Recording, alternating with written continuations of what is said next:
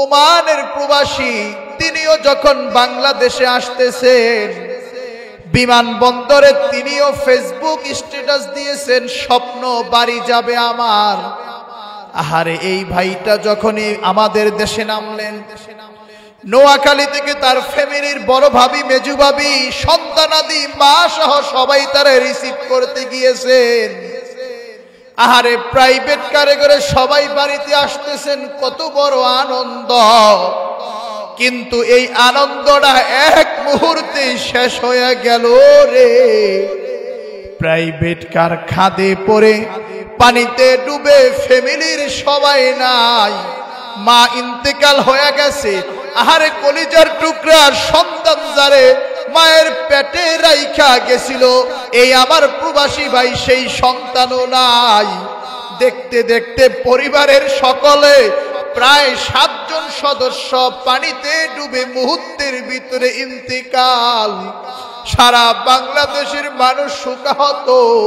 ও আমার যুবক ভাইরা, ও আমার নাফরমান বাবারা, ও আমার আত্মীয় স্বজন, আল্লাহ রাব্বুল আলামিন আমাদেরকে যখন ভালো রাখেন, আমাদেরকে যখন সুস্থ রাখেন, আমাদেরকে যখন ইবাদত করার মতো সময় রাখেন, তখন আসলে আমরা এই বিষয়গুলোকে গুরুত্ব দেই না। এ কারণে নবী হাদিসে বলেন, ইগতানিম খামসান ক্বাবলা খামসিন,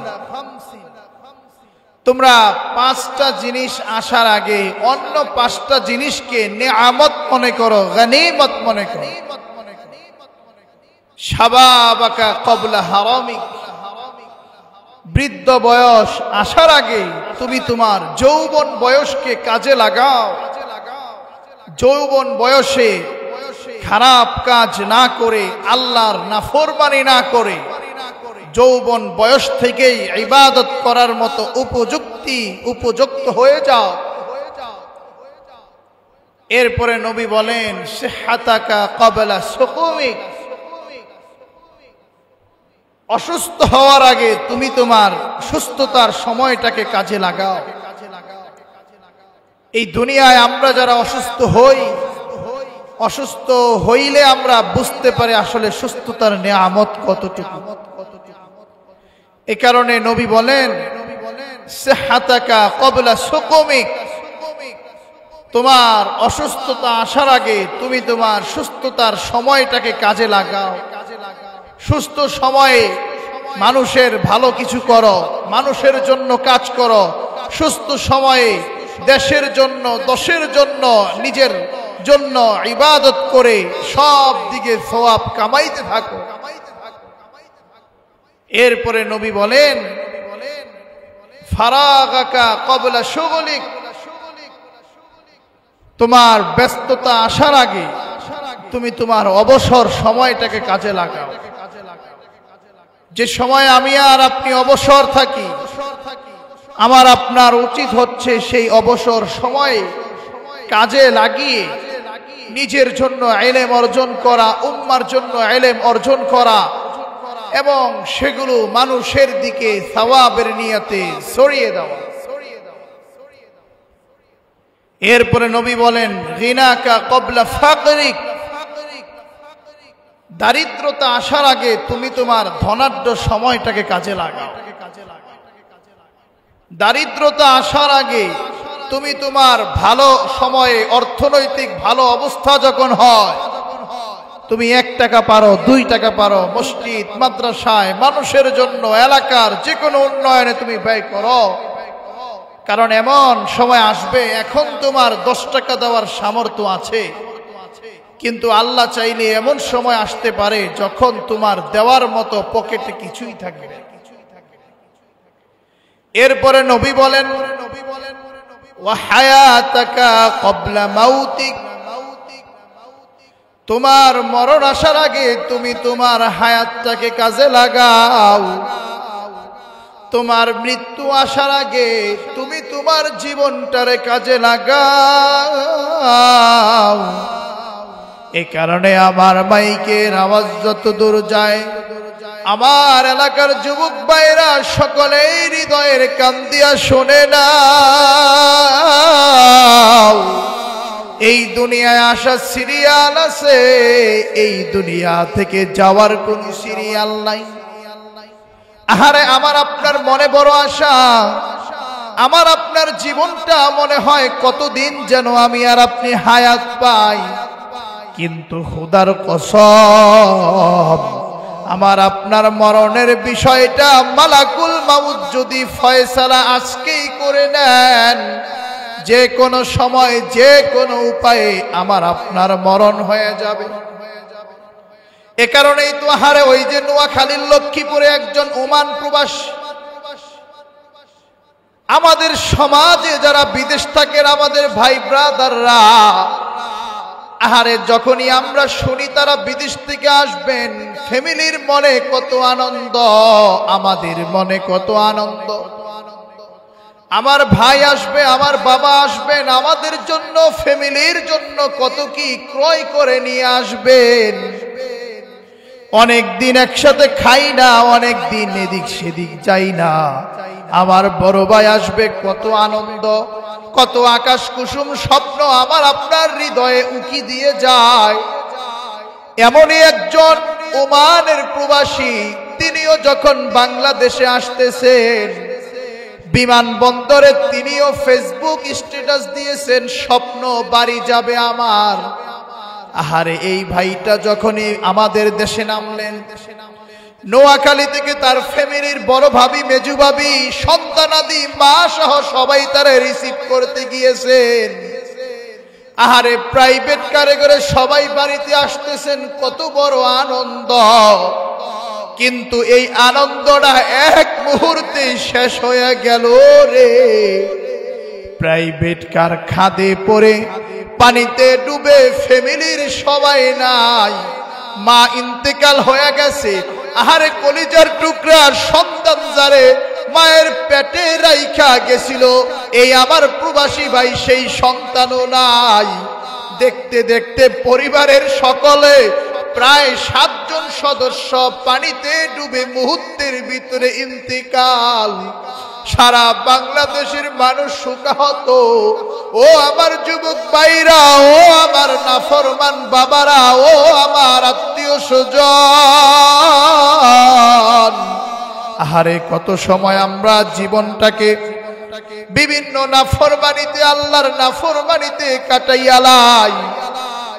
কিন্তু আমি আর আপনি যদি এইভাবে এই মরণ দেখা একবার যদি মৃত্যুর কথা স্মরণ করি গো, আমি আর আপনি আল্লাহর নাফরমানিতে থাকতে পারি না। আমার আপনার জীবনটাকে আল্লাহর নিয়ম অনুযায়ী চালাইতে হইব, আমার আপনার জীবনটাকে রাসূলের সুন্নাত অনুযায়ী চালাইতে হইব। কারণ কখন জানি মালাকুল মাউত আইসা পড়ে। এখন যদি মালাকুল মাউত আইসা পড়ে আর আমার মরণটা যদি হয়ে যায়, আল্লাহর দরবারে দাঁড়ায় আমি আর আপনি কি জবাব দিব? এ কারণে আমার আপনার সদা সর্বদা ওই সাদা কাফনের জন্য নিজেকে প্রস্তুতি রাখতে হবে। আমার আপনার মাথায় থাকবে আমি আর আপনি কোনোদিন মানুষের কোনো ক্ষয়ক্ষতি করব না। আহারে আজকে বিভিন্ন দিকে চাঁদাবাজির নলেজ পাওয়া যায়, বিভিন্ন দিক থেকে মানুষকে বিভিন্নভাবে পাথর দিয়ে মারার খবর আমরা দেখতে পাই। আমি আর আপনি যদি আল্লাহরে ভয় পাই, খুদার কসম এই ধরনের বিষয়গুলা থেকে, আল্লাহর নাফরমানি থেকে, এই ধরনের বান্দার হক নষ্ট করা থেকে আমি আর আপনি নিজেকে বাঁচায়া রাখতে পারবো ইনশাআল্লাহ। কি মরণ, একসাথে ফ্যামিলির সবাই ইন্তেকাল। আজকে যে ওমান প্রবাসী ভাইয়ের সবাই ইন্তেকাল হয়ে গেল, তাকে সান্ত্বনা দেওয়ার মতো আমাদের কোনো ভাষা নাই।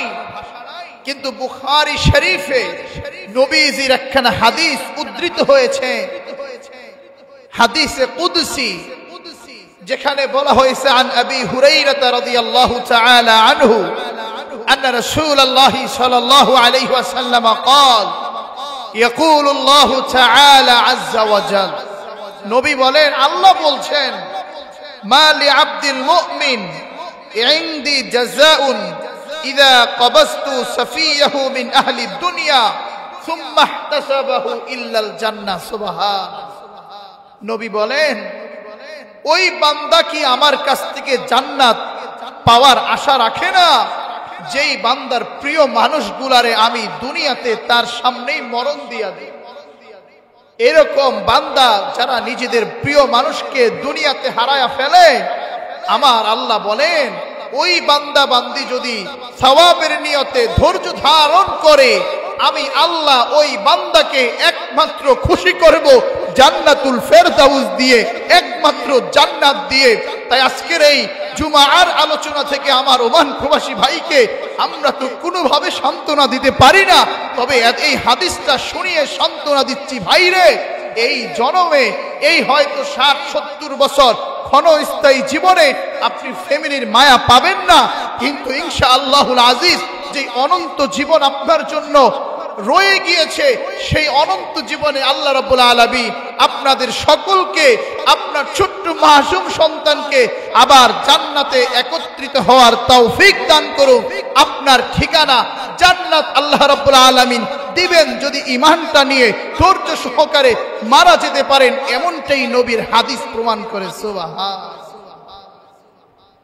এ কারণে আমাদের সদা সর্বদা মৃত্যুর জন্য প্রস্তুতি রাখতে হবে, নিজেদেরকে মউতের জন্য প্রস্তুতি রাখতে হবে, মরণের জন্য, যে আল্লাহ রাব্বুল আলামিন যখনই আমাকে আর আপনাকে মরণ দিবেন, আমি আর আপনি যেন ইনশাআল্লাহুল আজিজ ওই সাদা কাপড়ের জন্য, সাদা কাফনের জন্য নিজেকে প্রস্তুত রাখবো। আর আমি আর আপনার যদি মরণের জন্য নিজেকে প্রস্তুত রাখতে হয়, আমার আপনার দ্বারা যেন কোনো বান্দার হক নষ্ট না হয়, মানুষের হক নষ্ট না হয়, আমার দ্বারা যদি যেন কেউ কষ্ট না পায়, আমার হাত দিয়ে যেন কারো রক্ত না ঝরে, এই জন্য আমাকে আর আপনাকে নিজেকে সকলকে প্রস্তুতি রাখতে হবে। গতকালকেও দেখেছি একজন সাংবাদিক ভাই, তিনি চাঁদাবাজির বিপক্ষে ফেসবুকে লাইভ করেছে। আরে রাতের বেলা প্রকাশ্যে নির্মম ভাবে এই চাঁদাবাজরা, গুন্ডারা মানুষটাকে হত্যা করে ফেলে। এর চাইতে বড় ভয়ঙ্কর আর কিছু নাই। আজকে আমরা সব জায়গায় এত কিছু দেখে, এত অশান্তি দেখে একটা জিনিসই বুঝতে পারি, মুক্তির মূল মন্ত্র ইসলামী শাসনতন্ত্র, মুক্তির একটাই পথ, সেই পথটার নাম হলো খেলাফত আলা মিনহাজিন নবুওয়া, খেলাফত আলা মিনহাজি সাইয়্যিদিনা মুহাম্মাদিন সাল্লাল্লাহু আলাইহি ওয়াসাল্লাম। এই দুনিয়ার যত মানুষ আছে, যত তন্ত্র মন্ত্র আছে, আমাদের একটাই মুক্তির পথ, সেটা হলো ইসলামী খেলাফত। আজকে যদি ইসলামী খেলাফত থাকতো, ইসলামী আইন ব্যবস্থা থাকতো, তাহলে যারা আজকে সমাজে চাঁদাবাজ আছে, এদেরকে ইসলামী রাষ্ট্রের যিনি প্রধান থাকতেন, সাথে সাথে কোরআনের আইন প্রকাশ্যে বাস্তবায়ন করে দিতেন। খোদার কসম, একজন চাঁদাবাজকে যদি প্রকাশ্যভাবে, একজন খুনিকে যদি প্রকাশ্যভাবে, একজন ধর্ষককে যদি প্রকাশ্যভাবে বাংলার জমিনে শাস্তি দেওয়া হয়, একদম টেলিভিশনে লাইভের মাধ্যমে, দেখবেন সারা বাংলাদেশের সব অপরাধীরা ওই একটা মৃত্যু দেখে ঠিক হয়ে যাবে, সোজা পথে চলে আসবে। আমরা যদি তাকায় দেখি কোরআন চাঁদাবাজদের বিপক্ষে কি বলছে, সূরা বাকারার 188 নম্বর আয়াত, আমার আল্লাহ জানায়া দেন, ওয়ালা তাকুলু আমওয়ালাকুম বাইনাকুম বিল বাতিল। আল্লাহ রাব্বুল আলামিন কোরআনে জানাইয়া দেন, ও দুনিয়ার মানুষ শুনে নাও, তোমরা একে অপরের সম্পদ অন্যায়ভাবে গ্রাস করবা না, তোমরা কারো থেকে চাঁদাবাজি করবা না, ডাকাতি করবা না, কারো মাল সম্মান, কারো মাল সম্পত্তি তোমরা অন্যায়ভাবে লুণ্ঠন করবা না। এরপরে যারা অন্যায়ভাবে মানুষ থেকে চাঁদাবাজি করে, যারা মানুষ থেকে ডাকাতি করে, তাদের ব্যাপারে আল্লাহ রাব্বুল আলামিন কোরআনে শাস্তির ব্যাপারে কি বলেন, আমি আর আপনি যদি সূরা মাইদার 33 নম্বর আয়াত টান দেই, সেই আয়াতে আমার আল্লাহ স্পষ্ট জানায়া দেন, ইন্নামা জাযাউল্লাযীনা ইউহারিবুনাল্লাহ ওয়া রাসূলাহু ওয়া ইয়াসআউনা ফিল আরদি ফাসাদা। আমার আল্লাহ জানায়া দেন, যারা দুনিয়ার জমিনে আল্লাহ এবং তার রাসূলের বিপক্ষে যুদ্ধ করে, যারা দুনিয়ার জমিনের ভিতরে ফাসাদ সৃষ্টি করে, আমার আল্লাহ বলেন ফাসাদ সৃষ্টি করে চাঁদাবাজি করার মাধ্যমে, ডাকাতি করার মাধ্যমে, ধর্ষণ করার মাধ্যমে, অন্যায় করার মাধ্যমে, আমার আল্লাহ কোরআনে জানায়া দেন তাদের শাস্তি হলো চারটা। এক নম্বরে আমার আল্লাহ নির্দেশ দিচ্ছেন, যারা চাঁদাবাজি করে এদের শাস্তি আইয়ুকাত্তালু, হত্যা করে দাও। দুই নম্বরে আমার আল্লাহ জানায়া দেন আও ইউসাল্লাবু, তাদেরকে ক্রুশবিদ্ধ করে দাও। তিন নম্বরে আমার আল্লাহ জানাইয়া দেন, তোমরা যদি দুনিয়ার জমিনে প্রকৃত পক্ষে শান্তিতে থাকতে চাও, তোমরা যদি রাতের বেলা দরজা না লাগাইলেও কেউ চুরি করবে না, ডাকাতি করবে না, এই রকম নিশ্চয়তায় যদি তোমরা ঘুমাইতে চাও, তিন নম্বর শাস্তি হলো আও তুকাত্তু আইদিহিম ওয়া আরজুলুহুম মিন খিলাফ। আল্লাহ জানায়া দেয়, যারা দুনিয়ার ভিতরে বিশৃঙ্খলতা সৃষ্টি করে, যারা সাদাবাজি করে, ডাকাতি করে, তাদের হাত পাগুলো বিপরীত দিক থেকে কেটে দাও। প্রথমবার অন্যায় করছে, হাত কেটে দাও, বাম পা কেটে দাও বিপরীত দিক থেকে। দ্বিতীয়বার অন্যায় করছে, আরেক হাত আছে, আরেক পাও আছে, এইভাবে এক একটা অন্যায় করলে কেটে দাও। আমার আপনার দৃষ্টিতে মনে হয়, আইরে আল্লাহ এত কঠিন শাস্তি দিলেন কেন? এ বাবা, এই কঠিন শাস্তি একটা যদি প্রতিষ্ঠিত করা যাইতো, খোদার কসম সারা দেশের চাঁদাবাজরা হুঁশিয়ার হয়ে যাইতো, ঠিক কিনা? কারণ সবার মনে আসতো, আমি যদি অন্যায় করি, চাঁদাবাজি করি, ডাকাতি করি, মানুষকে যদি মেরে ফেলি, তাহলেই তো আমার হাত কাটা যাবে। খাইছে রে, এই হাতের মায়ায় পড়েও কেউ কোনোদিন এই অন্যায় করতো না। কিন্তু আজকে বাংলাদেশের এমন অবস্থা, মিটফোর্ডে প্রকাশ্যে ব্যবসায়ী সোহাগকে পাথর মেরে হত্যা করা হলো, তার কিছুদিন পরেই এই হত্যাকাণ্ড গতকালকেও গাজীপুরে প্রকাশ্যে। চার নম্বরে আমার আল্লাহ জানায়া দেয় আও ইউনফাউ ফিল আরদ মিনাল আরদ। চার নম্বরে চাঁদাবাজদের শাস্তি হলো, তাদেরকে তোমরা দেশান্তরিত করে দাও, এলাকা ছাড়িয়ে দাও, দেশ থেকে বের করে দাও, গ্রাম থেকে বের করে দাও।